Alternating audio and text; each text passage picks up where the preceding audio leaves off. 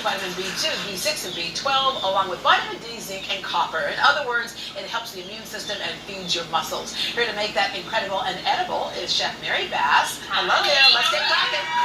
How are you doing today? Yeah, I'm good. So let me just do a little bragging on you there. Okay, in the pecking order of chefs in Galveston, you have been called the best chef on the island by Galveston.com for 4 straight years. Also the best caterer by Galveston Daily News. Congratulations. Thank you so much. It's quite an honor. And at work, you're considered the mother hen. I'm the mother hen. I have a lot of little babies I train, and they're like my little chicks, so it kind of works the same way. Eggs have always been, of course, a part of cooking, but it seems like they became much more popular over the last couple of years. We're adding fried eggs to burgers and things like that. Yep, and we've got some great egg dishes today. We're going to poach a couple of eggs. I'm adding a little bit of vinegar to the water. It takes longer for the yolks to cook than it does the whites, so the vinegar helps keep those whites nice and... so kind of evens the cooking time for both of them. Yep, exactly. And so when you're poaching an egg, you want to just get a little bit of movement in your water, and you're going to put your egg just straight in, and that's going to poach right up, and it's going to be perfect. And we're going to top those on those eggs Benedict, and we've got some other awesome egg dishes here today too. Yeah, so the things that can actually be egg dishes, and we recognize the egg, but of course cooking with egg, what does cooking with egg usually do in something? You know, it's a binding agent, so it really brings things together. So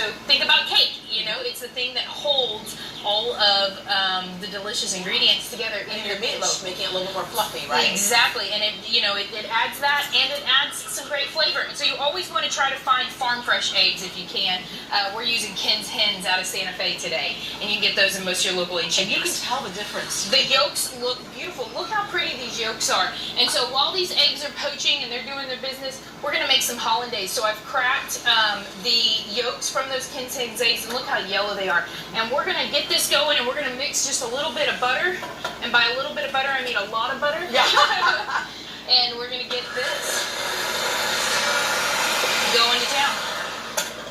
And when you say a lot of butter, people are like, that's a lot of butter. That's a lot of butter. You're not eating the entire thing of salt. So. No, you use what you need, and then you keep the rest there.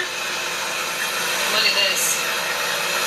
That color is so beautiful. And as we say in nature, that dense color is where you get your nutrients. Yep, exactly.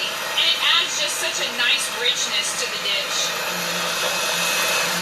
All right, our poached eggs are done. We're going to take these out, and I've got a biscuit here, some pimento cheese, a little bit of brisket. Oh, wow. We're going to put our poached egg right on top there. Look at that.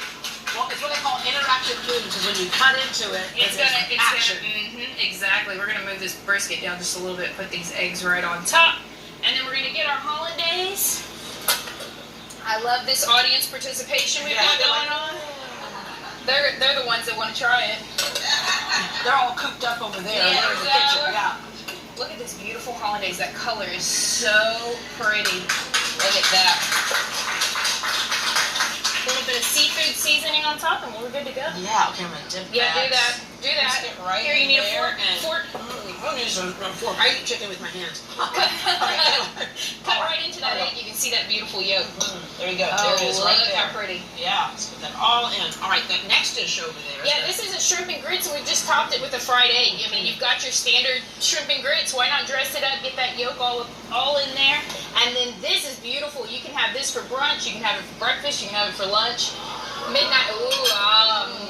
And it's avocado toast with a little bit of egg salad. Yeah. Okay. Let's go back to, some people might not know your story, how you got interested in cooking. Like, all of us have a base. We grew up with our parents cooking in the kitchen. But others took to it a different way, like you. I took to it with my grandma. Grandma Mary, she taught me how to cook, and she really, instilled that love must be shown, love must be demonstrated. The way our family does that is through food. And so I show my love through my food.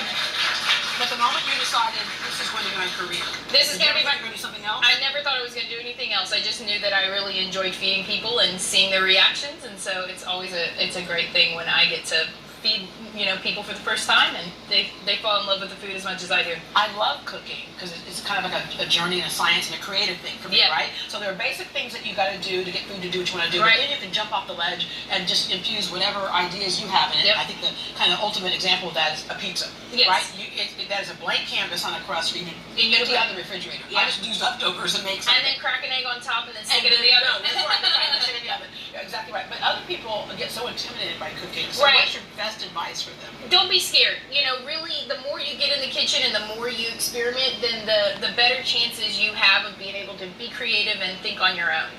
And what has changed today is I think at one point, and it still kind of happens, that we all kind of, when I grew up at 6 o'clock, we were all sitting at the table Right. together. You know, today we have people in their other rooms at practice, the whole bit. But I think what we're doing today with this renaissance in food is coming back around the table. I 100% agree, and you really just have to make it a point to bring everybody to the dinner table and reconnect with your family, and do that over some delicious food. And get your kids in the kitchen, getting them cooking, get them part of the process. And you know what's really great about what Farmer Mike is doing is bringing that whole bit of education from farm all the way to table. Yeah, yeah. Your catering business, so Yes. tell us about how that works. Yeah, so I'm a private chef. I go into people's homes now and cook for them. A lot of tourists down in Galveston will come down to the island, and I get to go and cook for their families, and it's a really awesome experience. I love it. Recently, I was really honored to be written up in Texas Highways Magazine about my story. Okay, because of all the cooking shows that we see now, Yes. We learn a little bit more about the business, and there are so many more kids today who say, "When I grow up, I want to be a chef." Yes. And there's obviously different ways to do it. You know, Right. we have Larry Yonda at Memorial Hermann, who's the the director of food for the entire hospital. So Right. that's one way. There are hotels and catering, like you mentioned. What is your best advice for those kids who say, "I want to do this," but they're seeing the finished product? They're not seeing what Right, goes they're into not it. seeing all the 20, this is my 20th year in the industry, so they're not seeing those 20 years that you take to get to where you want to be. I would say, experience new things, go intern, go and try out new kitchens, get just different chefs' perspectives until you decide what you want to do. It took me a long time to figure out that I'm not really good in a restaurant and maybe not in a hotel, but I really like that one-on-one connection with families. You And so got that to look at private all chef. the ingredients that make up this profession. All right, thank you so Oh much. my gosh, thank you for having me. I appreciate y'all. All right, for more information on Chef Mary Bass, log on to our site, greatdayhouston.com. Our artist, Patty Lennon, is working hard on